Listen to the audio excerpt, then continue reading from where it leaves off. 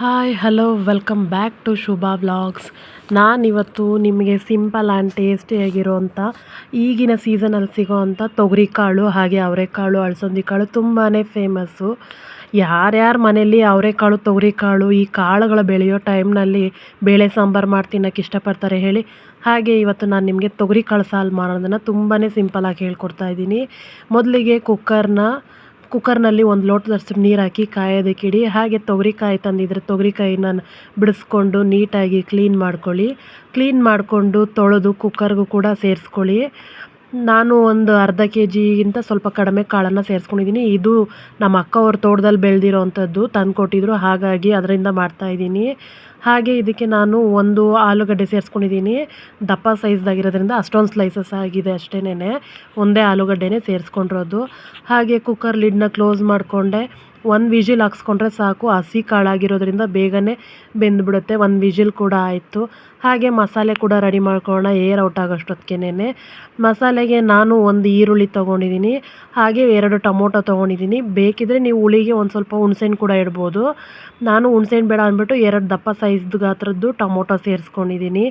ಹಾಗೆ ಒಂದು ಅರ್ಧ ಚಿಪ್ಪಿಗಿಂತನೂ ಕಡಿಮೆ ಸ್ವಲ್ಪ ಕೊಬ್ಬರಿ ಸೇರಿಸ್ಕೊತಾ ಇದ್ದೀನಿ, ತುರಿದ್ಬಿಟ್ಟು ಹಾಕ್ಕೊತಾ ಇದ್ದೀನಿ. ಹಾಗೆ ಖಾರಕ್ಕೆ 2 ಟೇಬಲ್ ಸ್ಪೂನಷ್ಟು ಸಾಂಬಾರಿನ ಪುಡಿ ಮನೆಯಲ್ಲೇ ಮಾಡಿರೋ ಅಂಥದ್ದು ಸೇರಿಸ್ಕೊತಾ ಇದ್ದೀನಿ. ಏರ್ ಕೂಡ ಔಟ್ ಆಗಿದೆ. ಓಪನ್ ಮಾಡ್ತಾ ಇದ್ದೀನಿ ಕುಕ್ಕರ್ನ, ನೋಡ್ತಾ ಇರ್ಬೋದು.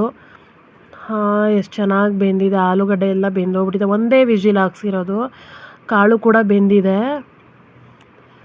ನೋಡ್ತಾ ಇರ್ಬೋದು. ನೋಡಿ ಕಾಳು ಎಷ್ಟು ಸಾಫ್ಟಾಗಿ ಬೆಂದಿದೆ ಅಂತ, ಬರೀ ಒಂದೇ ವಿಜಿಲ್ ಹಾಕ್ಸಿರೋದು. ಹಾಗೆ ಮಿಕ್ಸಿಗೆ ಒಂದು ಸೌಟಷ್ಟು ಕಾಳನ್ನು ಕೂಡ ಸೇರಿಸ್ಕೊತಾ ಇದ್ದೀನಿ. ಹಾಗೆ ಒಂದು ಸ್ವಲ್ಪ ನೀರನ್ನು ಸೇರಿಸ್ಕೊಂಡು ಮಿಕ್ಸಿಗೆ ಹಾಕ್ಕೊತಾ ಇದ್ದೀನಿ. ಫೈನ್ ಪೇಸ್ಟ್ ಮಾಡ್ಕೊಂಡಿದ್ದೀನಿ, ನೋಡ್ತಾ ಇರ್ಬೋದಲ್ಲ. ಕಲರ್ ಕೂಡ ಎಷ್ಟು ಚೆನ್ನಾಗಿದೆ. ಮನೇಲಿ ಮಾಡಿರೋ ಸಾಂಬಾರು ಪುಡಿ ಆಗಿರೋದ್ರಿಂದ ಕಲರ್ ಕೂಡ ತುಂಬಾ ಚೆನ್ನಾಗಿರುತ್ತೆ. ಯಾಕೆ ಅಂದರೆ ಮನೇಲಿ ಮಾಡಿರೋ ಸಾಂಬಾರು ಪುಡಿಗೆ ಕಲರ್ ಮೆಣಸಿನ್ಕಾಯಿ ಮತ್ತು ಬ್ಯಾಡಗೆ ಮೆಣಸಿನ್ಕಾಯಿ ಜಾಸ್ತಿನೇ ಯೂಸ್ ಮಾಡಿರ್ತೀವಲ್ವ, ಹಾಗಾಗಿ ಟೇಸ್ಟು ಕೂಡ ತುಂಬಾ ಚೆನ್ನಾಗಿರುತ್ತೆ. ನಮಗೆ ಯಾವ ಕನ್ಸಿಸ್ಟೆನ್ಸಿ ಬೇಕೋ ಆ ಕನ್ಸಿಸ್ಟೆನ್ಸಿನಲ್ಲಿ, ಮುದ್ದೆಗಾದರೆ ಸ್ವಲ್ಪ ಗಟ್ಟಿಯಾಗಿ, ರೈಸ್ಗಾದರೆ ಸ್ವಲ್ಪ ತೆಳುವಾಗಿ ರಸಮ್ ಟೈಪ್ನಲ್ಲಿ ನೀರನ್ನು ಮಿಕ್ಸ್ ಮಾಡ್ಕೊತಾ ಇದ್ದೀನಿ. ನಾನು ಮುದ್ದೆಗೆ ಬೇಕಾಗಿರೋದನ್ನ ಸ್ವಲ್ಪ ಗಟ್ಟಿಯಾಗಿ ಮಿಕ್ಸ್ ಮಾಡ್ಕೊತಾ ಇದ್ದೀನಿ. ಹಾಗೆ ರುಚಿಗೆ ತಕ್ಕಷ್ಟು ಉಪ್ಪನ್ನು ಕೂಡ ಸೇರಿಸ್ಕೊಂಡೆ. ಒಂದು ಕುದಿ ಬರಲಿ, ತುಂಬಾ ಚೆನ್ನಾಗಿರುತ್ತೆ. ಅರೋಮ ಎಷ್ಟು ಚೆನ್ನಾಗಿ ಬರ್ತಾಯಿದೆ ಅಂತಂದರೆ, ಸಾಂಬಾರು ಕುದೀತಾ ಇರೋದು ತುಂಬಾ ಚೆನ್ನಾಗಿದೆ. ಈ ಬಿಸಿ ಬಿಸಿ ಮುದ್ದೆ ಮಾಡ್ಕೊಂಡು ಈ ಚಳಿಗೆ ತಿನ್ನಬೇಕು ಅನ್ನಿಸ್ತಾ ಇದೆ. ಅದಕ್ಕಿಂತ ಮುಂಚೆ ಒಂದು ಒಗ್ಗರಣೆ ಕೂಡ ಕೊಡಬೇಕಲ್ವ, ಒಗ್ಗರಣೆ ಕೊಡೋಣ. ಒಗ್ಗರಣೆಗೆ ನಾನು 2 ಟೇಬಲ್ ಸ್ಪೂನಷ್ಟು ಎಣ್ಣೆ ತೊಗೊಂಡಿದ್ದೀನಿ. ಹಾಗೆ 1 ಟೇಬಲ್ ಸ್ಪೂನ್ ಸಾಸಿವೆ, ಒಂದು 2ರಿಂದ 3 ರೆಕ್ಕೆಯಷ್ಟು ಕರಿಬೇವಿನ ಸೊಪ್ಪು ತೊಗೊಂಡು ಎಣ್ಣೆಯಲ್ಲಿ ಸ್ವಲ್ಪ ಚೆನ್ನಾಗಿ ಫ್ರೈ ಮಾಡ್ಕೊತಾ ಇದ್ದೀನಿ. ನಂತರ ಇದನ್ನು ಸಾಂಬಾರಿಗೂ ಕೂಡ ಸೇರಿಸ್ಕೊಳ್ಳೋಣ. ಚುಳ್ಳು ಅಂತ ಇದೆ, ಬಿಸಿ ಬಿಸಿ ಸೇರಿಸಿದ್ರೆ ಹೀಗೆ ಆಗೋದು. ಒಂದು ಮಿಕ್ಸ್ ಕೊಡೋಣ. ಒಗ್ಗರಣೆ ಕೊಟ್ಟ ಮೇಲೆ ಅಂತೂ ಇದ್ದಿದ್ದು ಸಾಂಬಾರು ಟೇಸ್ಟ್ ಚೆನ್ನಾಗಿರುತ್ತೆ. ಹಾಗೆ ಒಂದು ಕಡೆ ಮುದ್ದೆಗಿಟ್ಟು ಮುದ್ದೆನೂ ಕೂಡ ಮಾಡಿಕೊಂಡೆ, ಬಿಸಿ ಬಿಸಿ ಮುದ್ದೆ. ಹಾಗೆ ಒಂದು ಬೌಲಷ್ಟು ರೈಸ್ ಕೂಡ ಮಾಡ್ಕೊಂಡಿದ್ದೀನಿ. ನಾನು ಒಬ್ಬಳೇ ಇರೋದ್ರಿಂದ ಸ್ವಲ್ಪ ಕಮ್ಮಿ ಮಾಡ್ಕೊಂಡಿದ್ದೀನಿ.